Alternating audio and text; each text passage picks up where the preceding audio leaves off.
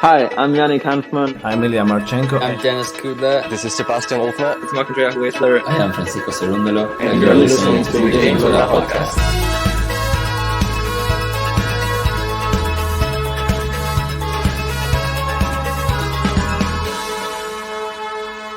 Hopefully you enjoy it. Novak Djokovic comes in, he steals the title, he wins the 23rd Grand Slam. He's the first guy in history to win 23 Grand Slams. Alcaraz is going to win Roland Garros this year. He wants to be the greatest player. He wants to emulate some of the big goats of the game. I think Iga's going to win Roland Garros and win it back to back. It doesn't happen often. Iga Swiatek is going to be picking up her third, and in the men's, Daniel Medvedev. Rude winning Roland Garros. Ostapenko is going to get her second Roland Garros title. Carlos Alcaraz is going to win the men's side. Iga Swiatek is going to win on the women's. Daniil Medvedev and Jessica Pegula will bring home the trophy this year. Novak Djokovic clinching his 23rd. And then on the women's side, we're going for Ostapenko. On the women's side, been on fire, has won titles on every surface. Her name is Elena Rybakina. And on the men's, Carlos Alcaraz will win his first French Open. Novak Djokovic is the 2023 Roland Garros champion. Hey, welcome back, tennis fans. Here we are. Day 6 has concluded. Another podcast from us and some big names going through today and some really exciting matches again. Some going the absolute distance and some really, really easy wins on the women's side as well. Isn't that right, JG? Yeah, it's been a really good day of tennis.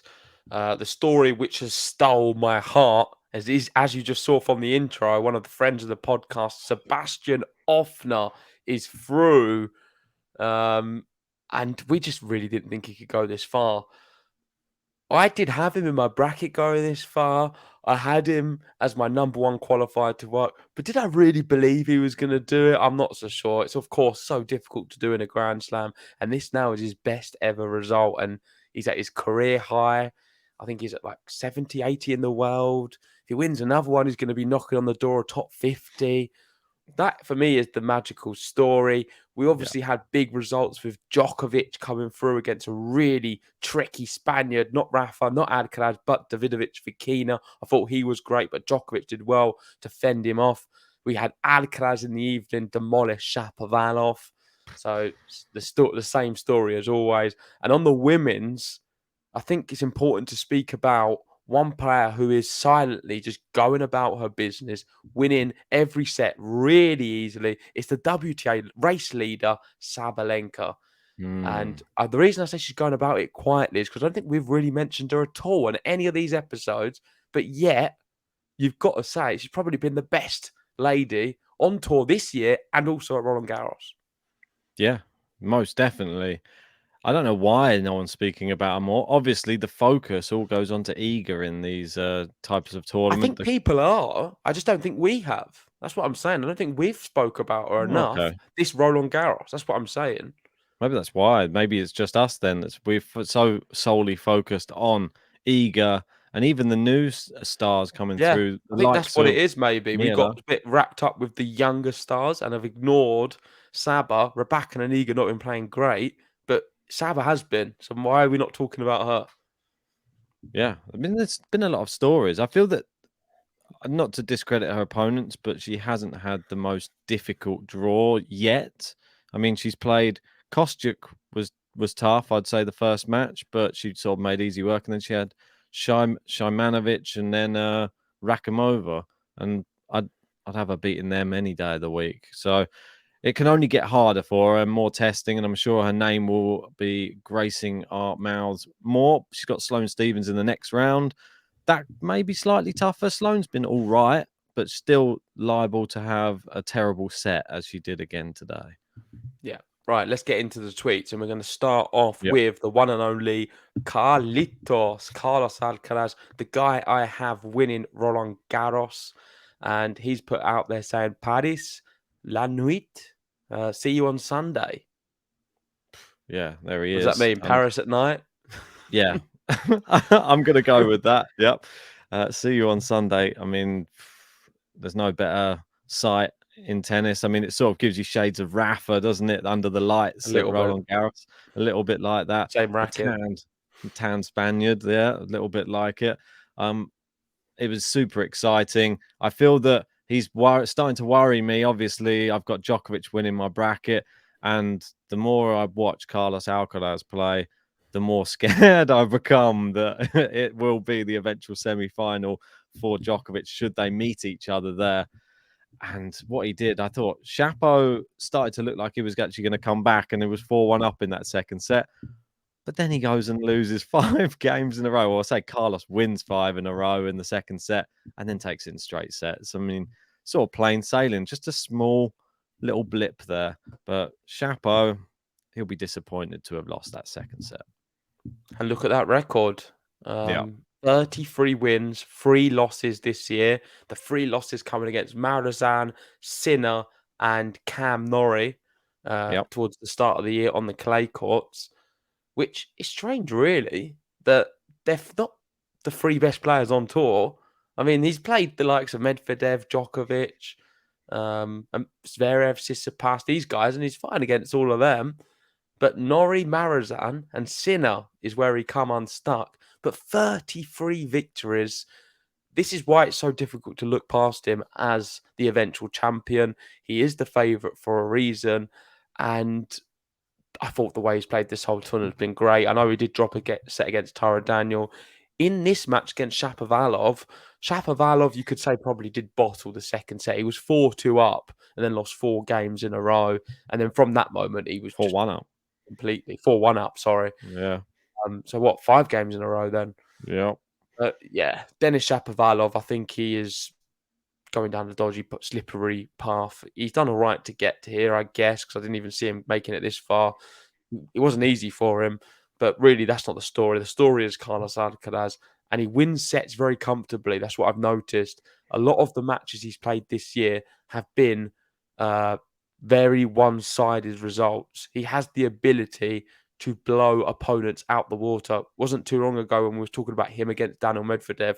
The bookies had that in the final as a complete even match. Do you remember? Was that Indian Wells? I think it might have been. Yeah, I think so. But look what happened. It wasn't even at all, and he just completely blitzed him. So, yeah, amazingly. Yeah. Do this year.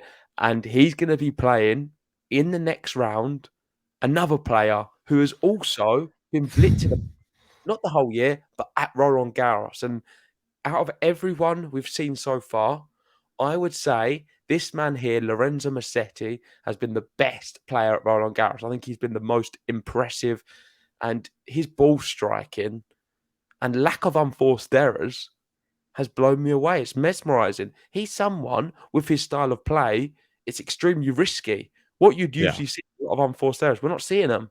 He's not making mistakes. But he's not even dropped a set yet in this whole entire tournament, and he's not played bad players either. Mikhail Ymer, Shevchenko, who I thought would give him a close run, didn't happen. Cam Norrie, very, very solid clay court player. Like we said, one of the only people to have beaten Alcaraz on clay this year, and he just absolutely obliterated Cam Norrie today. It wasn't even close. Wasn't even a contest. That's the Musetti we want to see, and like you were saying, like not many unforced errors, I'd say. I mean, there's still a lot, but Cam Norrie had double the amount, if not more, unforced errors than Lorenzo Musetti in this match, and that was sort of the tale of that match. He looks great.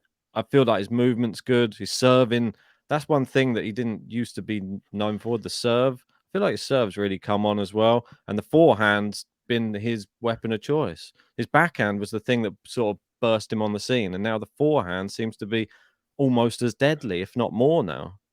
Yeah, his ball striking is one of the best. I don't know if you've got the next tweet, but it's about Musetti, and this is from Relevant Tennis, and they just said outrageous performance. Lorenzo Musetti eases past Cam Norrie 6-1, 6-2, 6-4, winning 2 hours 10, and reaches the second week of a slam for the second time of it in his young career.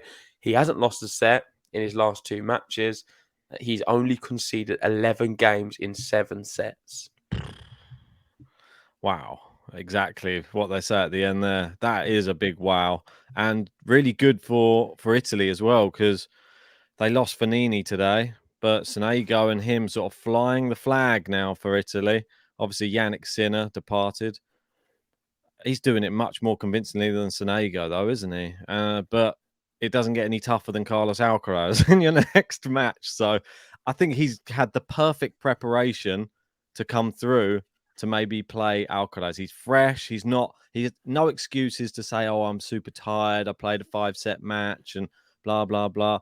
No, he's super fresh and he should be able to give his best performance against Carlos Alcaraz. And that's what makes it even more exciting because they're both going to be fresh, both coming off the back of very comfortable victories. And this is the match that we've been sort of teeing up for some time, isn't it? Them facing each other in a slam. Yeah, and it's funny you started with the blah, blah, blahs the moment you mentioned Italians. I don't know why. It just comes out. But yeah, funny Weird, moment that. I don't think you realised that you was doing it. But for those who don't know, there is a private joke. Ben knows an Italian who often speaks to him, and every now and then he's waiting for an important part of the conversation. He goes blah blah blah. And Ben's done the same thing there. That's it. I'm learning from the best. That's right. It's rubbing off on me. I'm hanging around too many Italians, I think, in my life. But if they play tennis like Musetti, I'm happy to hang around them. That's for sure. But that match, mate, what do you make of it? Well, just quickly, just talking about Italian tennis, I know you touched on Sinner going out and also Fanini today.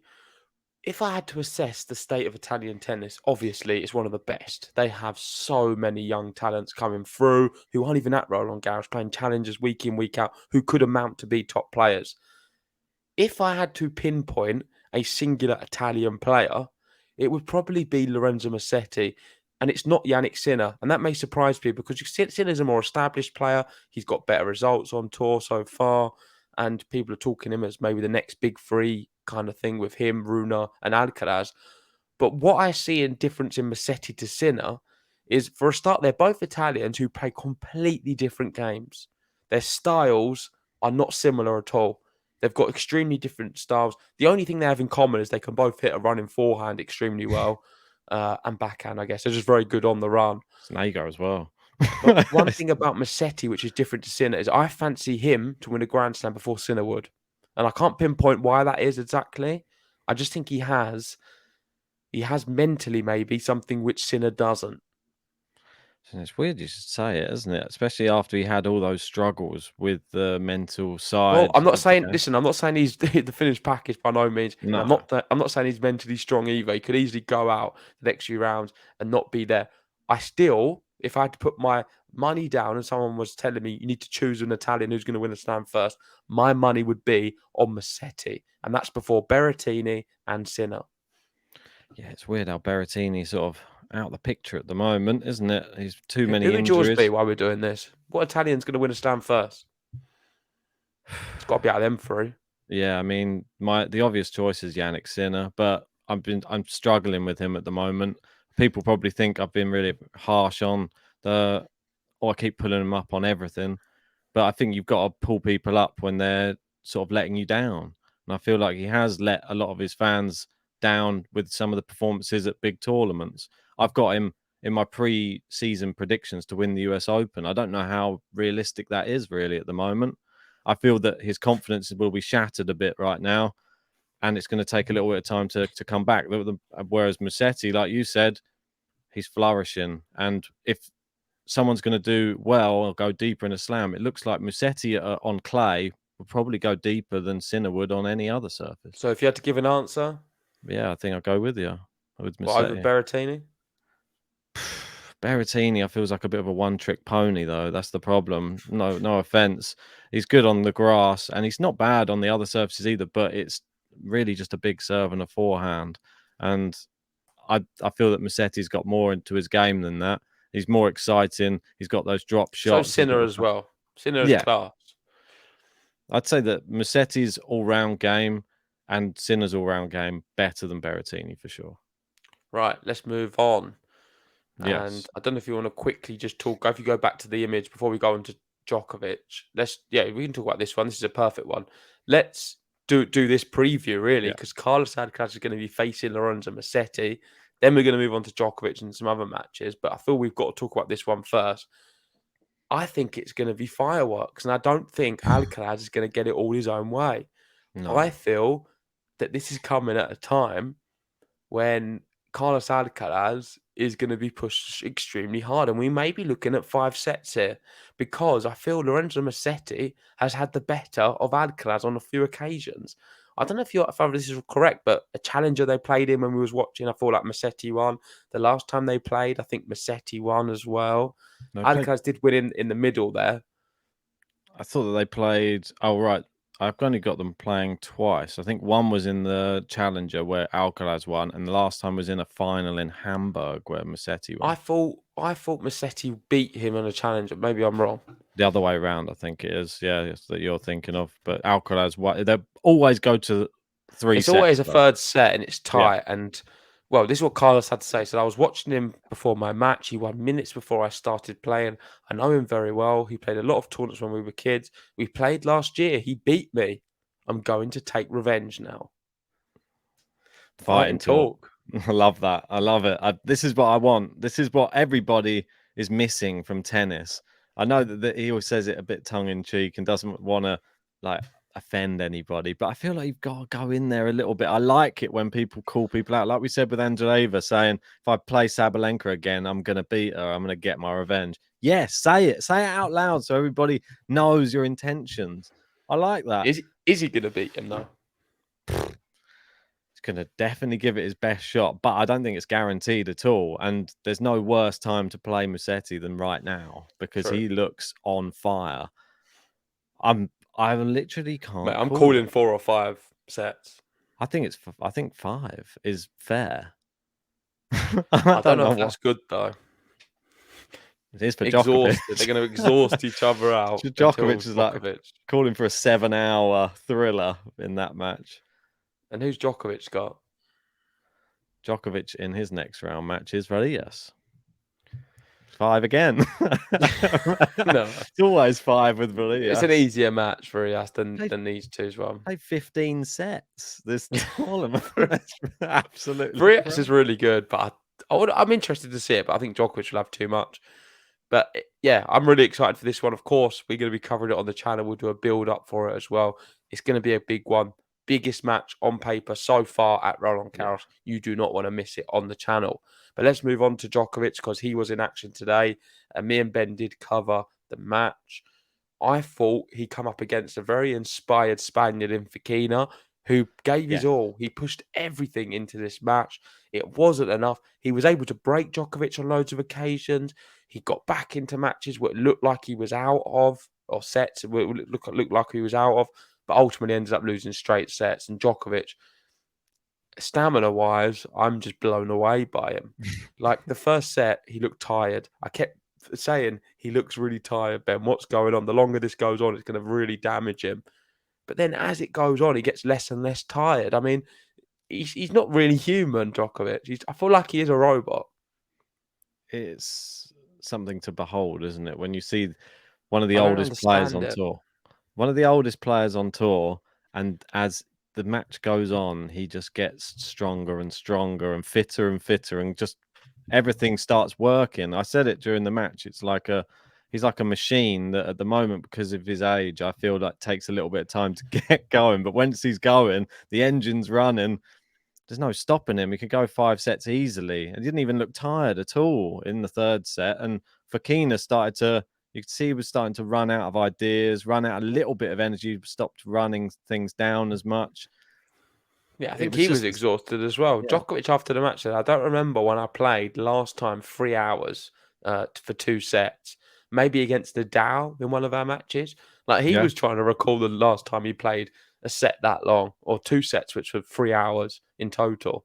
Fokina played great, though. I think he really did gave a really good account of himself and proved why he's beaten Djokovic before. He's a really good player. Unfortunately for him, he's up against like one of the greatest. So that's going to happen. To run him close and break him so many times on his serve, I don't think Djokovic will be that happy with some of his performances in those games where he got broken. He got so many double faults. I mean, pretty much handed him a break a few times, but still, you can only beat what's in front of you. And Fokina still had some amazing rallies, some great tactics as well. The drop shot that he kept bringing Djokovic in and then passing or lobbing him, that was a great tactic that he used to great effect. So well done to hitting him. Big from the baseline as well. There's times when he was winning the longer rallies, and all in all, very entertaining match. I recommend watching the highlights because there were some spectacular shots. I think maybe some of them would make the highlight reel for top 10 shots of the tournament, maybe. Looking at this stat here, just go back one. He's won 30 now of his 31 slam sets in 2023. So moving on. Scary. And then moving on to his next statistic. Novak Djokovic in Grand Slam, 17 consecutive wins, 24 consecutive sets won, 30-1 in 2023, 295-5 when he has won the first set. That's 96 consecutive wins. Oh my word, that's crazy. And 51-0 in round threes. I didn't realise that. So the first set really is so important for Djokovic. And he's always in a tie break. So how does that work? He gets that tie break. Yeah, exactly. 51-3 in round three. He's never lost a round three. 51-0 in round three. Sorry, that's what I mean. Yeah. So just not losing in round three. That's pretty good. He's always getting to the second week. Good going. Amazing. Moving on. Who are we going to tackle next? I saw another one in here, but I think I had to skip past it. There was, bear with me, I think it's the Hurkacz and Varillas. Here it is. Yes, this one. Hubert Hurkacz.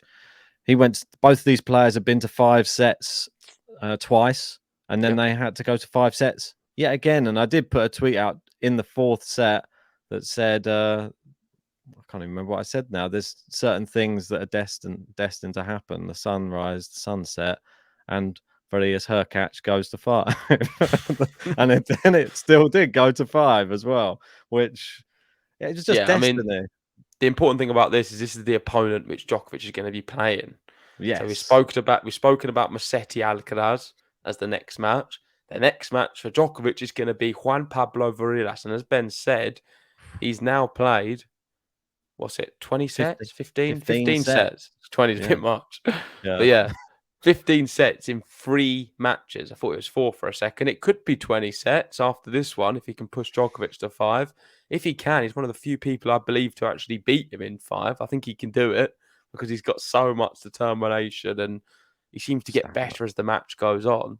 I actually placed a bet on this match. I haven't done it much this Roland Garros, and my bet was over 3.5 sets. So basically both players to win a set.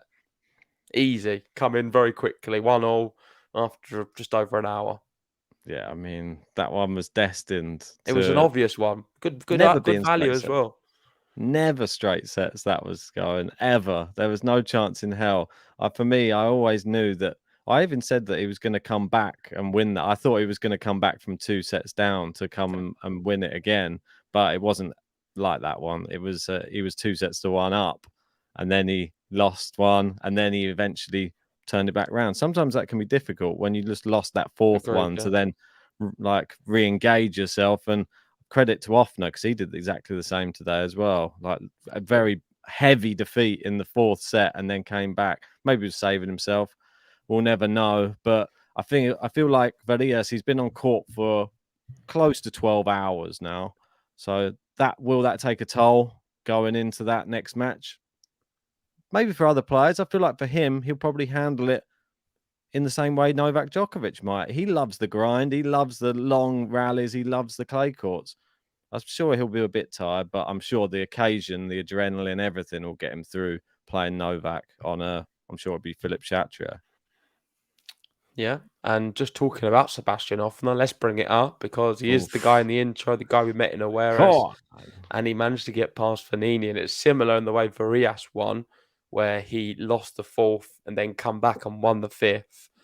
And he always looked in control really in that 5th until the latter stages when he started serving out and then got broken. Yeah. And then Fognini held. and then he had to serve it out, and then he was able to do it. And I thought he was really good. We got to see quite a bit of the match because we was watching it in unison with the Djokovic one. Yeah. And I thought he was very dominant. He played some aggressive tennis. I thought his smashes at the net weren't very good, and he allowed Fognini back in a few times. I thought he got a bit fortunate sometimes with the net cord. All in all, though, Fognini played very well, and we know when he plays very well, he is one of the best players in the world on clay. There's no doubts about that. And Ofner still come up with enough answers to beat an informed Fognini on clay. And I think that speaks volumes. You don't even need to say much more about that. He was able to beat an informed Fognini, and not many people can say they've done that. I thought, I was worried as well at 5-2 when he was serving out for it and failed to serve out for it. You knew that he had another chance to do it, and I was worried that it was going to be too much for him. But some of the shots he did in that final game as well, he did a forehand on the run, which went straight past on the tightest of angles past Fognini. It was incredible. It was incredible, and then he aces him on match point. You can't write it. That was exactly what we wanted. An ace from Ofner on match point. And you saw him I don't know how much it meant to him on the court. And great to see. Austria have got a new Austrian number one now. It's ahead of Dominic Thiem. It's ahead of Dominic Thiem. You would have thought that, eh? We was just talking to him saying, "Oh, you played Dominic Thiem the other week." You must be thinking Dominic Thiem must be saying, "Oh, I played Ofner." I wonder if Dominic Thiem's telling everyone up the pub, "I've played against him. I know who he is." But now, credit to Ofner, brilliant, and I hope he can keep the run going. Next up, Tsitsipas. Oh my word, yeah, Tsitsipas. Unfortunately for Schwartzman, it was too easy for Tsitsipas. I feel Schwartzman had a good tournament considering his form, but Tsitsipas just far too good for him. Tsitsipas maybe with shot of the tournament, the backhand just round the side of the net. I don't know if you've seen that. Yeah, I did. It was really, really nice. I like the angle they got where it's the perfect one round the post, so you can see how low the ball was traveling just to get it round there. Incredible. But yeah, well done to Tsitsipas as well. That will be the next matchup on that one. And we're going to go over to the women's now. Yep. Let's have a look, because obviously we had a rematch of the Strasbourg final, which was Svitolina versus Blinkova. It was Ukraine and Russia on court again. And this one, Svitolina came out on top. And then she had this to say about Daria Kasatkina speaking out against Russia, which it's been like a sort of narrative going through this tournament a little bit, hasn't it? We've had a few Russian, Ukrainian, or Belarusian, Ukrainian matchups. And we had Kostyuk booed off on day one. Yeah, exactly. First match of the tournament, she was booed off. Yeah, so this is a good development, I would say, between the two. And this is Kasatkina, who was speaking out against Russia. And Svitolina said, "I'm thankful to Dasha for taking this position. It's what we expect from others. This is really brave from her." And it is really brave, because you can't say speaking out against your own country isn't brave, especially in a time of like war and stuff. So Kasatkina, fair play to her. She's set her stance. Others have still said, I still feel like Sabalenka's spoken out as well. She hasn't given that. She hasn't been given the same amount of nice words, though, even though she said she's totally against it all. But it's been a little bit different with Sabalenka, but let's not get into it on this episode. I want to talk about Svitolina's tennis, and I thought she fought really hard. She said how Galmon Fils being courtside gave her a lot of motivation. Oh, it's great. And pushed her across the line. Of course, we saw what he was able to do in 5 sets not too long ago against... Who did he beat? Oh, my word. Don't do this to me. God, how do you not know? Oh, my word. It was the night. Baez. There we go. Baez. Beating Baez. That's it. Yeah. Cheers, Ben. Literally. Great to have you as a co-host. We do these too late at night. But no, I think she used that as a bit of motivation and managed to get through her match. And yeah, let's see how she can fare in the next one. I think it's going to be a little bit tougher in the next one, because I saw she's got someone very good. I think it could be is it Kasatkina? Let me have a look. It is Kasatkina. Yeah, that's probably Yeah. why this is the story. Yeah. But So I think it's going to be tough, but what happened to I don't know. Might go 3 sets. what happened to your girl Stearns? Who's bigging her up? Stearns out, and also one of my other girls, Towson, out today. Yeah. So it's not looking like I've called any good outsiders on the women's at all. The only one was one of my qualifiers, Andreeva, but you had her too. Yeah, that's true.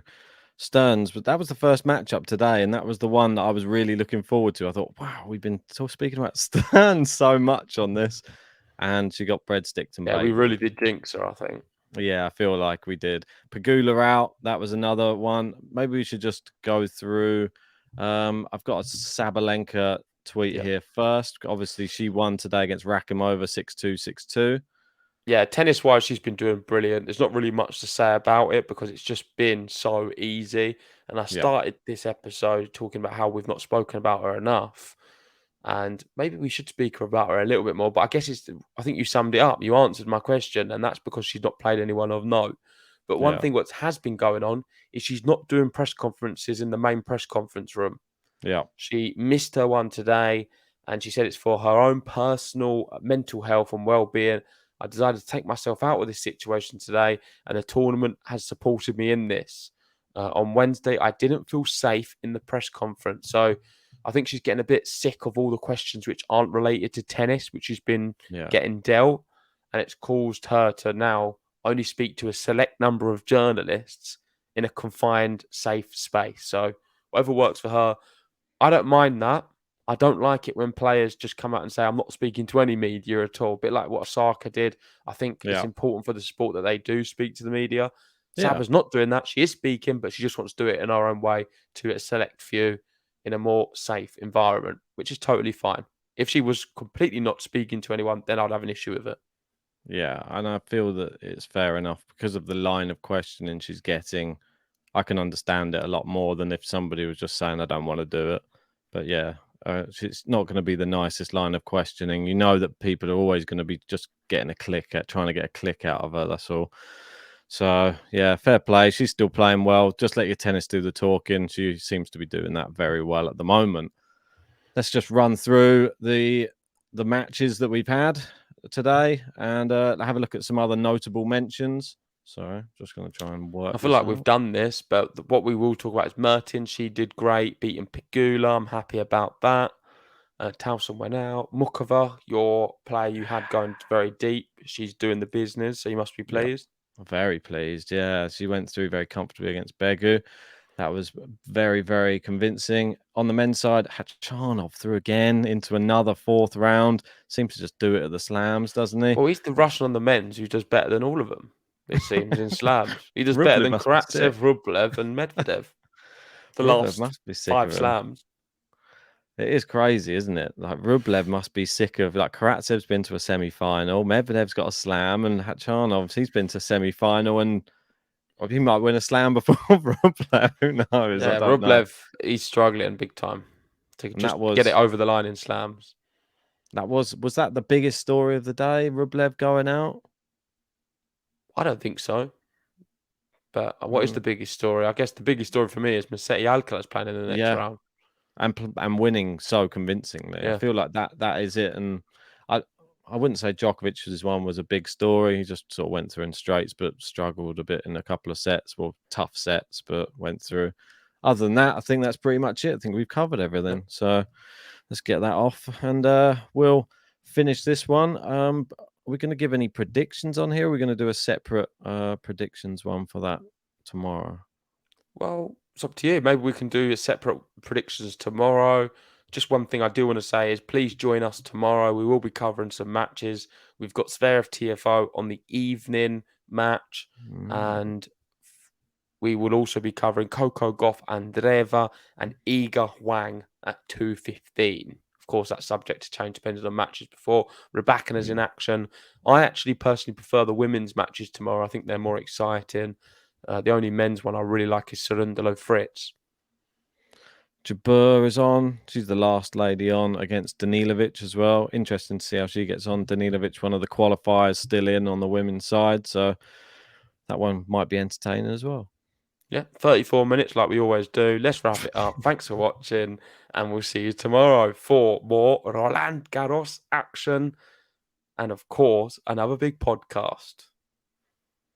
See you then. Au revoir. Vamos, Calitos.